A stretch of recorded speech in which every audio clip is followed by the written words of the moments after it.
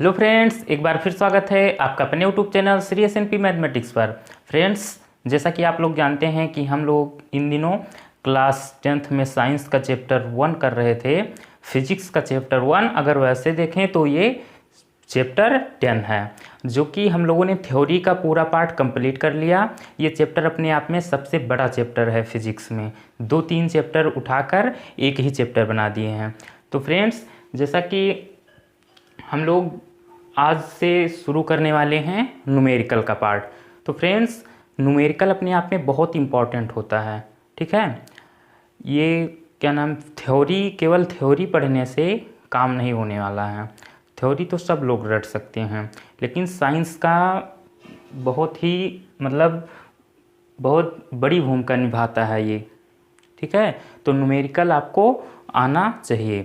तो सबसे पहले आप देखिए, कुछ बच्चों को तो न्यूमेरिकल करना आता होगा, लेकिन कुछ बच्चों को न्यूमेरिकल का एन भी नहीं पता है।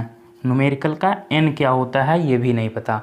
तो कोई बात नहीं, बस आप वीडियो आज से, ये फर्स्ट पार्ट है हमारा न्यूमेरिकल का, यहीं से आप शुरू कर दीजिए। उसके बाद में 1-2 वीडियो में थोड़े सी प्रॉब्लम होगी, उसके बाद देखना शताब्दी एक्सप्रेस की तरह आप भी न्यूमेरिकल सॉल्व करोगे, इतनी स्पीड से कि क्या बताएं। तो फ्रेंड्स, पहले हम लोग इसके एक एक फार्मूले जो हम लोग न्यूमेरिकल करते समय यूज़ करेंगे, उसको मैं एक साथ आप लोग को बताना चाहता हूँ। वैसे मैं ये सारे फार्मूले मैंने जब थ्योरी वाला जब सीरीज चल रही थी तो उसमें करा दिया था, लेकिन एक बार सारे न्यूमेरिकल फिर से आप लोग को रिवाइज करवाऊँगा।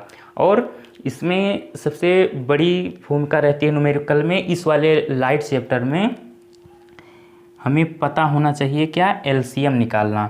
2 संख्याओं की हमेशा एलसीएम निकालनी रहेगी। जैसे लिखा रहेगा 1/30 प्लस 1/60, ऐसे कोई भी संख्या हमेशा इसका एलसीएम ज्ञात करना रहेगा। तो अगर हम न्यूमेरिकल करते समय बार बार अगर एलसीएम निकालेंगे कहीं पे, तो उससे टाइम हमारा बहुत वेस्ट होगा। तो आज मैं आप लोग को एक ऐसी ट्रिक बताने वाला हूं जिससे आप तुरंत देखकर तुरंत आप बता सकते हैं कि इसका एलसीएम क्या होगा। जैसे अगर पूछें तो इसका एलसीएम होगा 60।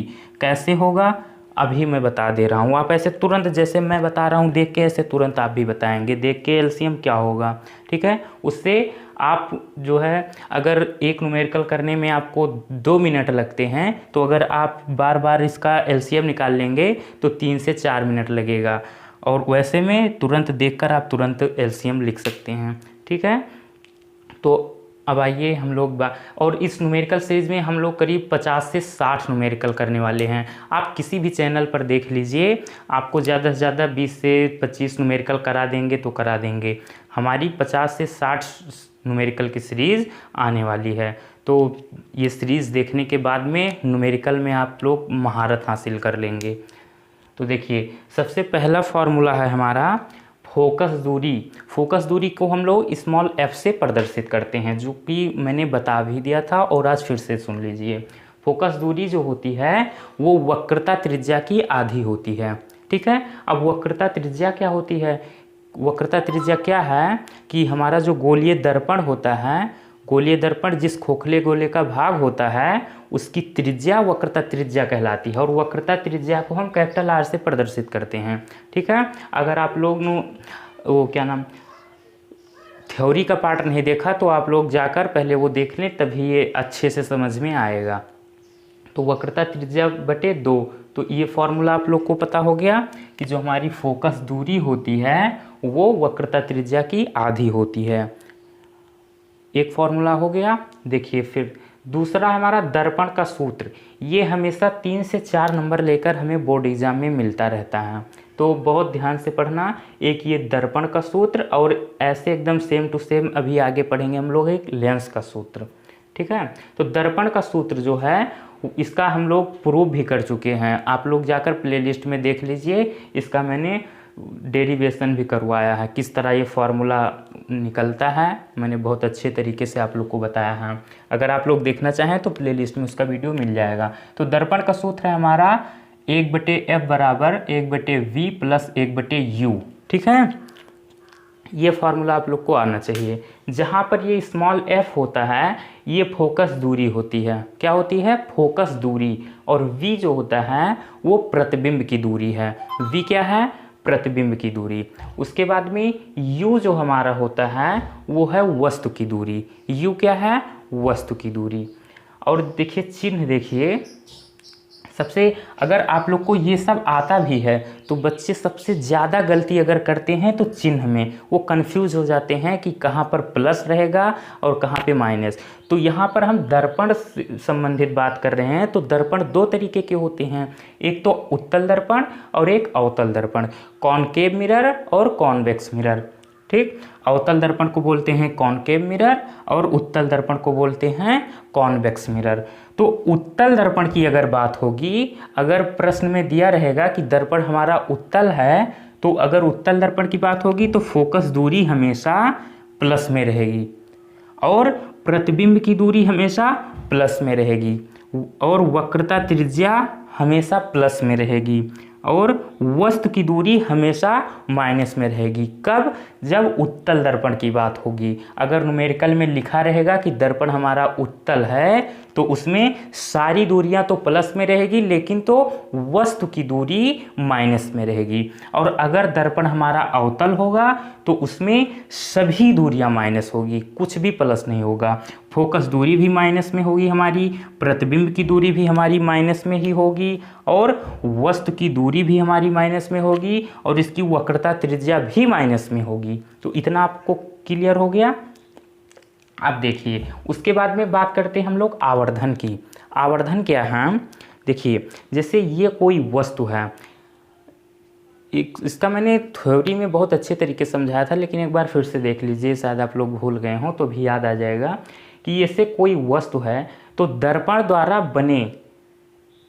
द्वारा बने किसी वस्तु के प्रतिबिंब की लंबाई, मान लीजिए यहाँ कोई दर्पण है, ये मान लीजिए कोई दर्पण है, यही व्हाइट बोर्ड आप दर्पण मान लीजिए, सपोज डेट मानने में क्या जाता है, ये मान लीजिए हमारी कोई वस्तु है। तो दर्पण द्वारा बने किसी वस्तु के प्रतिबिंब की लंबाई, यहाँ आपको प्रतिबिंब दिख रही है, और इस वस्तु की लंबाई के अनुपात को हम आवर्धन नाम देते हैं। एक सुंदर सा नाम आवर्धन। इसे हम स्मॉल f से प्रदर्शित करते हैं और इसका कोई भी मात्रक नहीं होता है। तो आवर्धन m बराबर होता है प्रतिबिंब की लंबाई बटे में वस्तु की लंबाई। प्रतिबिंब की लंबाई को हम लिखते हैं I से, लेंथ ऑफ इमेज, तो इमेज का फर्स्ट हम ले लिए I, और वस्तु की लंबाई को O से, लेंथ ऑफ ऑब्जेक्ट।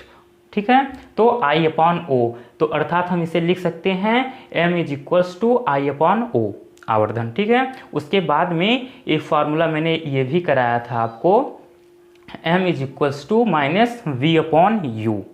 तो v क्या है यहाँ पर? क्या है? प्रतिबिंब की लंबाई, और u क्या है? वस्तु की लंबाई। सॉरी, यहाँ I है हमारा क्या? प्रतिबिंब की लंबाई, और O है हमारा वस्तु की लंबाई। ठीक है, अब देखिए फिर अगर अगर इस फार्मूले की हम लोग बात करें तो ये है हमारा v है क्या? प्रतिबिंब की दूरी, और u है हमारा वस्तु की दूरी। तो ये फॉर्मूला हम ये भी कर सकते हैं, m = I/O -v/u। इस पर ही हम लोग बहुत सुंदर सुंदर न्यूमेरिकल करने वाले हैं।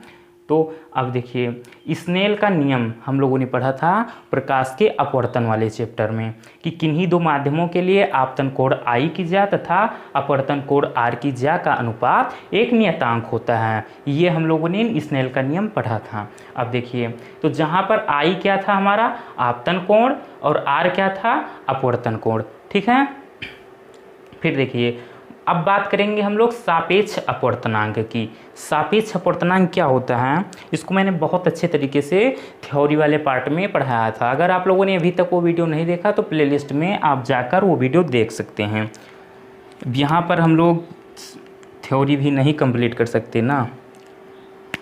तो देखिए ANG, इसको हम लिखते हैं ANG, तो जिसके सापेक्ष हमें अपवर्तनांक ज्ञात करना रहता है वो हम आगे रखते हैं n के, और जिसका अपवर्तनांक ज्ञात करना रहता है वो हम पीछे रखते हैं n के। जिसके सापेक्ष और जिसका अपवर्तनांक a होता है AIR, एयर मीन्स वायु। ठीक है, तो वायु के सापेक्ष किसके? वायु के सापेक्ष जी फॉर ग्लास, कांच, वायु के सापेक्ष कांच का अपवर्तनांक। तो इसे पढ़ना आ गया आपको, इसे हम पढ़ेंगे किस तरह, वायु के सापेक्ष कांच का अपवर्तनांक। जिसका हमें अपवर्तनांक ज्ञात करना रहेगा वो पीछे रहेगा, और जिसके सापेक्ष ज्ञात करना रहेगा वो आगे रहेगा। तो वायु के सापेक्ष कांच का अपवर्तनांक होता है, ये हम लिख सकते हैं इसका उल्टा एकदम, 1/, कांच के सापेक्ष वायु का अपवर्तनांक। ठीक है, यहाँ हम लोग पढ़ रहे थे वायु के सापेक्ष कांच का अपवर्तनांक, ये बराबर हो सकता है 1/, कांच के सापेक्ष, अब जी पहले आ रहा है तो कांच के सापेक्ष वायु का अपवर्तनांक। समझ में आ गया, ये फॉर्मूला आप लोग याद कर लीजिएगा। फिर देखिए एक फार्मूला बहुत इंपॉर्टेंट है ये भी अपने आप में, WmG। अब W होता है W फॉर वाटर, पानी, समझ रहे हैं। तो पानी के सापेक्ष G ग्लास होता है, पानी के सापेक्ष कांच का अपवर्तनांक।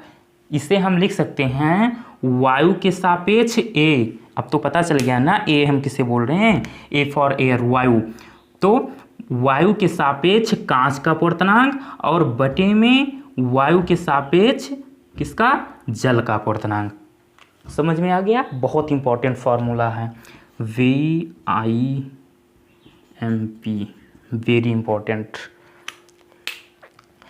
तो इसे हम क्या बोलेंगे, जल के सापेक्ष कांच का अपवर्तनांक, ये बराबर होगा वायु के सापेक्ष कांच के अपवर्तनांक बटे वायु के सापेक्ष जल के अपवर्तनांक के। ठीक, ऐसे इस ये फॉर्मूला ये भी हो सकता है, D फॉर डायमंड, हीरा।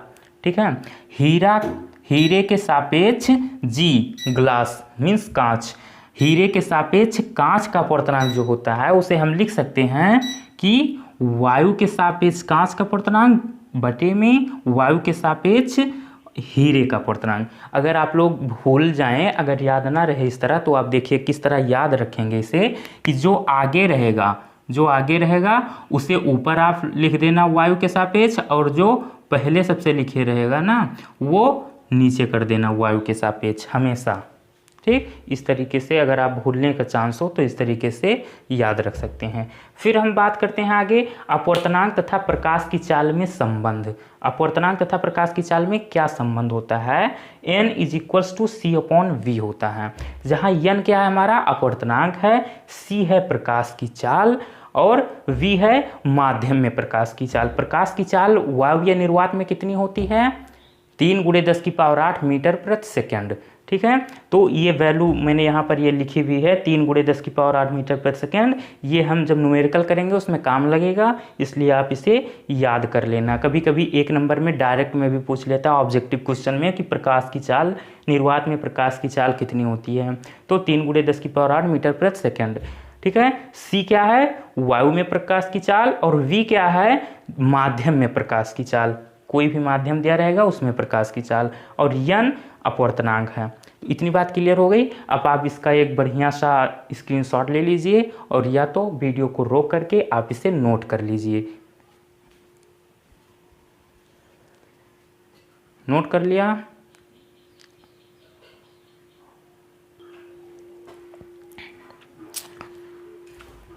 हाँ। तो अब हमारा जो प्रकाश का परावर्तन और प्रकाश का अपवर्तन था उससे संबंधित जो भी फॉर्मूले थे हम लोग पढ़ चुके। अब हमारा टॉपिक है लेंस। इसमें 2-3 फॉर्मूले हैं, ये भी हम लोग अभी ख़त्म कर लेंगे।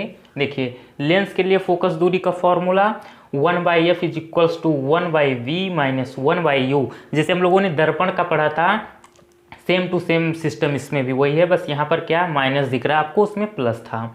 और जैसे स्मॉल f क्या होता है, फोकस दूरी। ये सब सारा सिस्टम दर्पण और ये लेंस दोनों का एक ही होता है।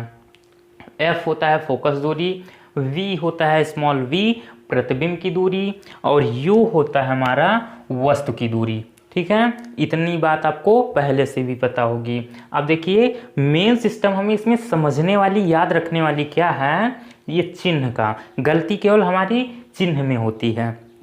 देखिए, अगर वस्तु की दूरी किससे हम प्रदर्शित करते हैं, स्मॉल u से। लेंस हमारा, लेंस का फॉर्मूला पढ़ रहे हैं ना, तो लेंस हमारे कितने, 2 होते हैं, उत्तल और एक अवतल। तो चाहे उत्तल लेंस हो चाहे अवतल लेंस हो, वस्तु की दूरी दोनों लेंसों में हमेशा हमेशा हमेशा माइनस में रहेगी। मैंने क्या कहा, दोनों लेंसों में हमेशा वस्तु की दूरी u माइनस में रहेगी। अब फिर बात आएगी हमारी प्रतिबिंब की दूरी। ठीक है, तो देखिए प्रतिबिंब की अगर लंबाई हमें या प्रतिबिंब की दूरी हमें देखनी है तो देखिए यदि हमारा प्रतिबिंब वास्तविक होगा, क्या कहा मैंने, यदि प्रतिबिंब हमारा वास्तविक होगा तो स्मॉल v हमारा पॉजिटिव में रहेगा, और यदि हमारा प्रतिबिंब आभासी बनेगा तो v हमारा निगेटिव रहेगा। फिर बात आती है फोकस दूरी की। फोकस दूरी स्मॉल f, तो यदि हमारा लेंस उत्तल होगा तो फोकस दूरी हमारी धनात्मक होगी, पॉजिटिव होगी, और यदि हमारा लेंस अवतल होगा तो फोकस दूरी हमारी निगेटिव होगी और मीन्स ऋणात्मक होगी। इतनी बात क्लियर हो गई। ये आप लोग स्क्रीनशॉट लेकर के या वीडियो को रोक करके नोट कर लीजिए, एक दो बार देखेंगे फिर याद हो जाएगा। ठीक है, अब बात आती है आगे आवर्धन की। हम लोग ने पढ़ा था लीनियर मैग्निफिकेशन, रेखीय आवर्धन। ठीक है, ये फॉर्मूला हमारा आवर्धन का, जो इस आवर्धन को हम स्मॉल f से प्रदर्शित करते हैं। आवर्धन हमारा जो है प्रतिबिंब की लंबाई बटे वस्तु की लंबाई के अनुपात को बताता है। तो m = I/O। मैंने दर्पण में समझाया था, यहाँ भी एक बार देख लीजिए कि I क्या होता है हमारा प्रतिबिंब की लंबाई और O होता है हमारा वस्तु की लंबाई। ठीक है, तो m = I/O, ये फॉर्मूला आप लोग को पता होना चाहिए। फिर एक फार्मूला और भी यहाँ से बन सकता है, m = स्मॉल v अपॉन में स्मॉल u। तो हम लोग एक साथ लिख दिए हैं इसको, m = I/O -v अपॉन में -u, जहाँ v क्या है प्रतिबिंब की दूरी लेंस के प्रकाशिक केंद्र से। ठीक है, और प्रतिबिंब की दूरी स्मॉल v है तो उसे हम स्मॉल v से प्रदर्शित करते हैं। u क्या है लेंस के प्रकाशिक केंद्र से वस्तु की दूरी जो कि स्मॉल u। इतनी बात क्लियर हो गई, फॉर्मूला समझ में आ गया। अब देखिए लास्ट फार्मूला हमारा है जो कि अपने आप में बहुत इंपॉर्टेंट है। ये ऑब्जेक्टिव क्वेश्चन में इसके संबंधित न्यूमेरिकल आते हैं 1 नंबर में। लेंस की क्षमता, पावर ऑफ लेंस, इसे हम लेंस की क्षमता को हम P से प्रदर्शित करते हैं जो कि P = 1/f होती है। लेंस की क्षमता जो होती है ना वो फोकस दूरी के व्युत्क्रमानुपाती होती है। फोकस दूरी हमारा स्मॉल f अभी बताया मैंने पीछे जस्ट। यदि हमारी फोकस दूरी मीटर में दी रखी होगी तो हम फार्मूला ये वाला लगाएंगे, P = 1/f, ये मैंने लिख भी दिया है इन मीटर, यदि फोकस दूरी मीटर में दे रखी होगी। और मात्रक, लेंस की क्षमता का मात्रक डायोप्टर होता है। डायोप्टर को हम कैपिटल D से प्रदर्शित करते हैं। ठीक है, तो मात्रक जरूर लिखना, मात्रक मत भूलना कोई भी न्यूमेरिकल आप सॉल्व करना, नहीं तो नंबर कट जाएगा। तो P = 1/f इन मीटर में, और यदि फोकस दूरी हमारी सेंटीमीटर में दे रखी होगी तो देखिए क्या होगा, यहाँ 1 की जगह ऊपर 100 कर देना है, बस और कुछ नहीं। P = 100/f इन सेंटीमीटर। इन सेंटीमीटर का मतलब ये हुआ यहाँ पर कि यदि हमारी जो ये फोकस दूरी है स्मॉल f, ये यदि हमें सेंटीमीटर में दी रखी होगी तो ये फार्मूला लगाएंगे, और यदि फोकस दूरी मीटर में होगी तो हम ये फार्मूला लगाएंगे। बस इतना ही फार्मूले थे इस चैप्टर में। आप इसका स्क्रीनशॉट लेकर के या वीडियो को रोक करके नोट कर सकते हैं। उसके बाद हम छोटी छोटी बात और देखेंगे कैलकुलेशन से संबंधित।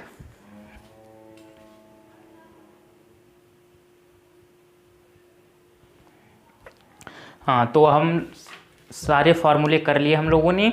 अब सबसे बड़ी बात यह है कि फार्मूले आते हुए भी सारे फार्मूले रट लो आप, लेकिन जब तक आपको कैलकुलेशन नहीं आएगी तब तक आप भाई नहीं कर पाओगे। सारे फार्मूले रटना सब बेकार है, कोई मतलब नहीं उसका। तो देखिए कैलकुलेशन, आप देखिए आज के बाद किस तरह आप भुनगा कर देंगे कोई भी न्यूमेरिकल आ जाए, बस आप ध्यान से देखिए। देखिए सबसे पहली चीज़ आपको पक्षांतर करनी आनी चाहिए। जैसे दे रखी होगी हमारी कोई भी भिन्न दे रखी है, मान लीजिए 1/3 और बराबर -1/7 + 1/x, ये दे रखा है।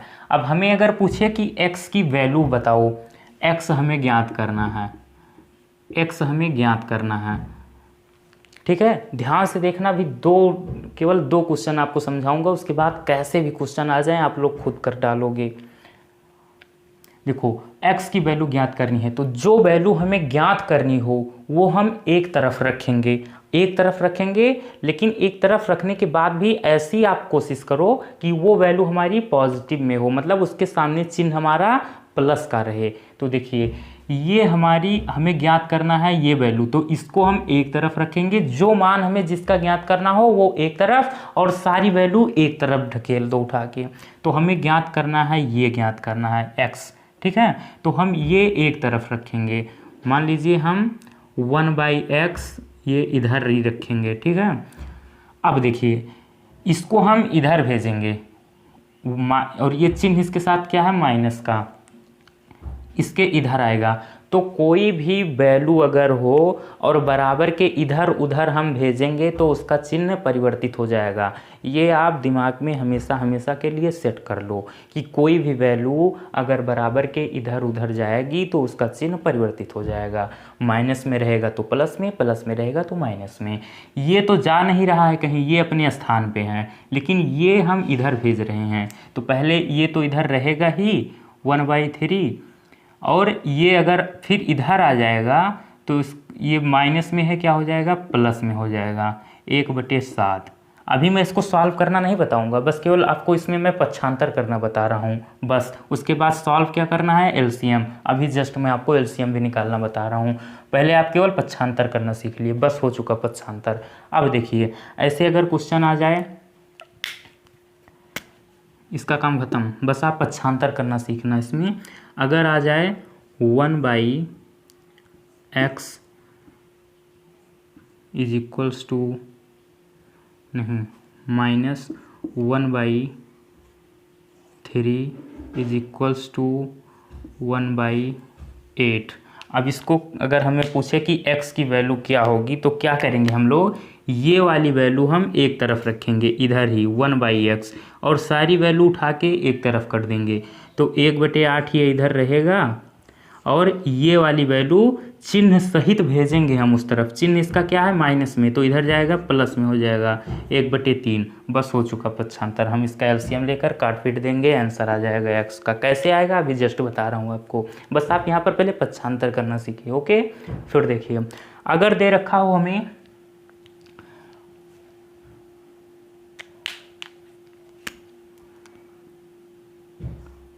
-1/11 -1/x plus 1/7 is equals to 0। अब अगर पूछे कि इसमें आप हमें x की वैल्यू बताइए तो कैसे पक्षांतर करोगे, ध्यान से देखो। 1/x माइनस में दिख रहा है ना, तो हम ऐसी कोशिश करेंगे कि ये वाला मान हमारा अकेले एक तरफ पहुंच जाए और चिन्ह हम उसका प्लस में हो जाए। तो अगर हम इसे उठाकर इधर भेज देंगे तो हमारा काम हो जाएगा ना। माइनस में है, ये पूरी वैल्यू किस में दिख रही है, माइनस में दिख रही है ना, -1/x। तो इसे हम ले जाएंगे बराबर के उस तरफ। अब चाहे उधर लिखो चाहे इधर लिखो, बात एक ही है, ठीक है। तो 1/x इज इक्वल्स टू ये हो जाएगा। अब सारी वैल्यू इधर ही, अब ये सब एक ही तरफ रहने दो, केवल हम इसे ले जाएंगे इधर। तो 1/7, इसे प्लस में इसलिए इसे पहले लिख लो, और ये माइनस है इसलिए इसे बाद में लिख दो, ये 1/11। बस हो गया पक्षांतर। तो समझ में आ गया आपको पक्षांतर करना। अब देखिए अब बात हम करते हैं एलसीएम की। इसमें 2 अंकों वाला केवल हमें एलसीएम मिलेगा, एलसीएम, ठीक है। इसमें हमें 2 डिजिट का एलसीएम मिलेगा। 1/15 प्लस 1/60। फिर देखिए दूसरा हमारा क्वेश्चन 1/10 प्लस 1/50। देखिए इसका एलसीएम हम किस तरह ज्ञात करेंगे, वैसे तो आप बचपन से पढ़ते आ रहे हैं इस तरह। देखिए 15 और 60 इस तरह, काटते काटते पहले किससे कटेगा, 2 से काटेंगे, कितना होगा 30 होगा, ऐसे ऐसे काटते काटते आप देखते हैं ना एलसीएम। लेकिन आप देखिए आज के बाद आप लोग ऐसे देखकर तुरंत बताएंगे इसका एलसीएम क्या होगा। देखिए कैसे, सबसे पहला काम हमारा ये रहेगा कि हमें देखना है कि नीचे जो संख्याएं हैं उसमें बड़ी संख्या कौन सी है। तो इसमें बड़ी संख्या कौन सी दिख रही है आपको 15 और 60 में, ये बड़ी है। तो बड़ी संख्या को आप मन में तुरंत दिमाग में अपने सेव कर लीजिए कि बड़ी संख्या हमारी 60 है। उसके बाद छोटी संख्या से, इसमें आपको पहाड़ा आना चाहिए भाई, टेबल बहुत ज़रूरी है। तो बड़ी संख्या में छोटी वाली संख्या का डिवाइड करिए, पहाड़ा पढ़िए, देखिए क्या कट रहा है, पूरी तरह से काट रहा है छोटी वाली संख्या हमारी बड़ी वाली संख्या को। तो 15 कम 15, 15 दूना 30, 15 तियाँ 45, 15 चौके 60। जी हाँ, बिल्कुल कट रहा है। यदि छोटी वाली संख्या से बड़ी वाली संख्या कट रही है तो बड़ी वाली संख्या ही हमारी एलसीएम हो जाएगी। तो इसका एलसीएम हमारा हो जाएगा 60। क्या हो जाएगा, 60 हो जाएगा। अब सॉल्व करना मैं जब न्यूमेरिकल पढ़ाऊँगा तब उसमें करवाऊँगा, बस केवल आपको मैं यहाँ केवल एलसीएम किस तरह लिया जाता है वो बता रहा हूँ, तुरंत देखकर एलसीएम बता दो। अब इसमें देखिए इसका एलसीएम 10 और 50 है। 10 और 50 में बड़ी संख्या कौन सी हमारी 50 है। तो अब देखिए छोटी वाली संख्या से काटिए, देखिए क्या कट रही है बड़ी वाली संख्या, तो 10 बचे 50। जी बिल्कुल कट रही है, तो हमारी 50 क्या हो जाएगी इसकी एलसीएम। फिर देखिए यदि हमें दिया हो 1/30 प्लस 1/80। अब देखिए बड़ी संख्या हमारी है 80। अब देखिए क्या छोटी वाली संख्या बड़ी वाली संख्या को काट रही है, 30 दूनी 60, 30 तियाई 90, नहीं काट रही है। तो अगर नहीं काट रही हो तो क्या करेंगे हम लोग, बड़ी वाली संख्या का 2 बार गुणा कर देंगे, 2 बार पहाड़ा पढ़ देंगे। जैसे ये 80 है, 80 दूना कितना होता है, पहले 80 फिर 160, ठीक है। अब देखिए क्या 30 जो है 160 को काट रहा है, नहीं काट रहा है। 3 चौक 12, 3 पचे 15, 150। अब देखिए एक बार और पढ़िए तो ये हो जाएगा 240, 8 तिरिक 24, 240। अब 30 से देखिए क्या कट रही है ये संख्या, जी बिल्कुल कट रही है, ये 3 8 24, ठीक है। तो 30 दूना 60, 30 तियाँ 90 और 30 अट्ठे 240। तो हमारा एलसीएम इसका क्या हो जाएगा, 80 हो जाएगा। ये थोड़ा बड़ा क्वेश्चन था, ये किसी तरह से छोटा क्वेश्चन आप लोग को मैं समझाने की कोशिश कर रहा हूँ। देखिए यदि हमारा ये तीसरा था, चौथा देखिए यदि हमें दे रखा हो 1/5 और प्लस में 1/45। अब देखिए 45 बड़ी है, 5 छोटा है। तो देखिए क्या छोटी वाली संख्या बड़ी वाली संख्या को काट रही है, जी बिल्कुल काट रही है, 5 9 45। तो हमारा एलसीएम क्या हो जाएगा 45। तो अब तो आप देखकर तुरंत बता सकते हो ना एलसीएम। देखिए और यदि ऐसे दे रखा हो 1/18 प्लस 1/108। अब इसका एलसीएम बताइए, 18 पंचे 90, 18 छक्का 108। बड़ी वाली संख्या से कट रही है तो इसका एलसीएम 108 हो जाएगा। समझ में आ गया। देखिए फिर अगर दे रखा हो 1/30 प्लस 1/50, ठीक है। अब देखिए बड़ी संख्या हमारी है क्या 50 और छोटी संख्या हमारी 30। 1 मिनट, देखिए 1/30 प्लस 1/50। अब देखिए बड़ी संख्या है हमारी 50, छोटी संख्या हमारी 30। तो देखिए 50 जो है 30 से कट रहा है, 30 दूनी 60, नहीं कट रहा है, नहीं कट रहा है। तो जो बड़ी वाली संख्या है उसका 2 बार पहाड़ा पढ़ लो, 50 दूना 100 हो जाएगा। क्या हो जाएगा 100। अब 100 देखिए 30 से कट रहा है, नहीं कट रहा है, 30 तियाँ 90, 312, 120 हो जाएगा। फिर 3 बार पहाड़ा पढ़ लो, तो 50 दूना 100 और 50 तियाँ 150। अब 150 क्या 300 से कट रहा है, ओ सॉरी 30 से कट रहा है जी, बिल्कुल कट रहा है। 30 पचे 150, 0 से 0, 3 बजे 15। तो इसका मतलब जो सब, अब कौन सी संख्या कटी, 150 कटी ना, तो इसका एलसीएम हो जाएगा हमारा 150। समझ में आ गया। और देखिए एक कॉन्सेप्ट और है आप लोगों के लिए, काम लगेगा अपवर्तनांक वाले जब आप क्वेश्चन सॉल्व करोगे। जो बच्चे ये वाला वीडियो देख लेंगे ना, फिर देखना न्यूमेरिकल वाले सीरीज में कितना मज़ा आएगा उन्हें। एक एक सवाल मिनटों में करोगे आप लोग, मुझे कराने कोई आवश्यकता ही नहीं पड़ेगी। देखिए अगर हमारी कोई ऐसे भिन्न दे रखी हो 2/3 और इसके भी बटे में 3/5, तो हम इसे कैसे सॉल्व करेंगे। ऊपर वाली जो भिन्न हो उसे तो आप ऐसे के ऐसे ही लिख लेना 2/3, और जो नीचे वाली भिन्न है उसको पलट देना, पैर उठा के ऊपर कर देना और इसका सर उठा के नीचे कर देना, और यहाँ पर ये गुणे का चिन्ह लग जाएगा। ठीक है, अब ये 5 जो है ये ऊपर आ जाएगा और 3 ये है नीचे पहुँच जाएगा।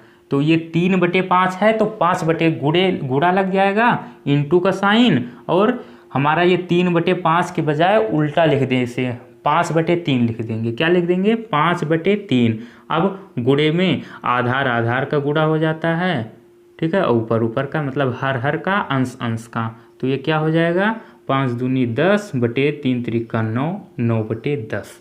ये समझ में आया। एक क्वेश्चन और देखिए, अभी अगर कोई दिक्कत होगी तो अभी क्लियर हो जाएगा।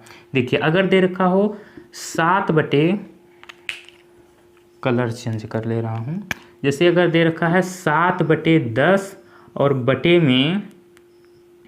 में दे रखा है 6/5, तो इसे हम किस तरह सॉल्व करेंगे। देखिए ऊपर की जो भिन्न हो, इसमें दो भिन्न है ना, एक 7/10 और एक 6/5, तो ऊपर वाली जो भिन्न है उसे हम एज इट इज लिख लेंगे, जैसा है वैसा को वैसा, और नीचे वाली भिन्न 6/5 है तो उलट देंगे, पैर उसका सर बना देंगे, उसके सर को पैर बना देंगे। तो 6/5 इसका सर है 6, तो इसका हम पैर बना देंगे, सर को पैर और पैर को सर, पैर क्या है 5, तो इसे हम बना देंगे सर, और बीच में साइन इंटू का गुणा हो जाएगा। तो अब ये क्या हो जाएगा, 7×5 = 35 और बटे 10×6 = 60। अब इसे काट लेना, किससे कटेगा, 5 से कटेगा, 5 × 1 = 5, 1, 5 दूनी 10, 5 7 35, 7/12, 7/12। अब देखिए अगर ऐसे दे रखा हो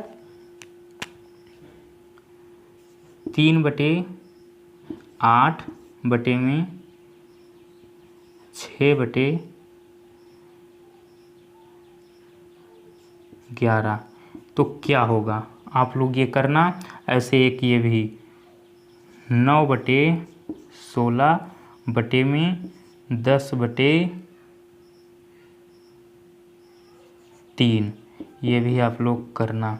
इसका आंसर आप लोग कमेंट बॉक्स में बताना मुझे। तो फ्रेंड्स आज के वीडियो आप लोग को कैसा लगा, मैं उम्मीद करता हूँ आप लोग को आज मैंने जो भी पढ़ाया बहुत अच्छा लगा होगा। और ये जो आज मैंने जो एक एक पॉइंट बताया है, इसे आप लोग कहीं नोट्स में 1-2 पेज, ज़्यादा से ज़्यादा 2 या 3 पेज का होगा, लिख लेना, और 2 दिन सुबह सुबह उठकर ऐसे केवल देख लेना उसको बस। फिर देखना फिजिक्स में पढ़ने का मज़ा ही कुछ और आएगा। आप लोग बस ऐसे बने रहिए मेरे साथ, फिजिक्स से प्यार हो जाएगा आपको। फिजिक्स और मैथ का तो टेंशन ही मत लीजिए, 100 में 100 दिला कर रहूँगा, बस आप साथ दीजिए ऐसे बस। तो फ्रेंड्स आप लोग वीडियो खूब शेयर कीजिए, और अगर आप लोग अभी आज पहली बार आए हैं चैनल पे तो नीचे रेड कलर बॉक्स में दिख रहा होगा सब्सक्राइब का बटन दबा लीजिए, और बेल आइकन ऊपर घंटा दिख रहा होगा उसे आप बजा दीजिए, जिससे मैं जो भी वीडियो अपलोड करूं आपके पास तुरंत पहुंचता रहे। तो मिलते हैं एक नए वीडियो में न्यूमेरिकल के साथ। Bye bye, see you.